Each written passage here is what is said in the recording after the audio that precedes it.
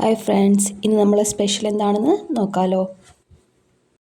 ഇന്ന് ഉണ്ടാക്കുന്നത് വട്ടയപ്പമാണ്. വട്ടയപ്പം ആക്കാൻ വേണ്ടിയിട്ട് അരി ഒരു 4-5 മണിക്കൂർ കഴുകി വൃത്തിയാക്കി കുതിർത്ത് വെച്ചിട്ടുണ്ടായിരുന്നു. ഇത് നമുക്ക് മിക്സീൻ്റെ ജാറിലേക്ക് ഇട്ട് കൊടുക്കാം.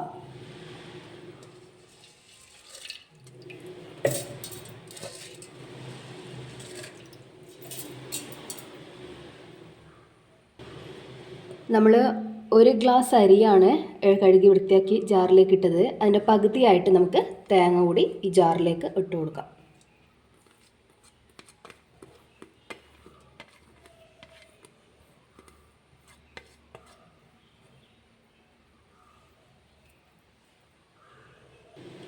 നമുക്കിനി ഇതിലേക്ക് ഞാൻ അവൽ കുതിർത്ത് വെച്ചിട്ടുണ്ടായിരുന്നു, ഇതുകൂടി ഇട്ട് കൊടുക്കാം.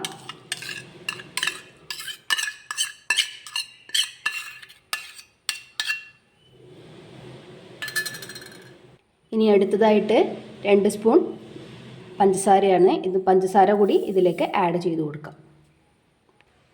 ഇനി ഇതിലേക്ക് കുറച്ച് ഈസ്റ്റ് കൂടി ഇട്ട് കൊടുക്കാം. നമുക്കിനി ഇതിലേക്ക് കുറച്ച് ഉപ്പ് കൂടി ചേർത്ത് കൊടുക്കാം.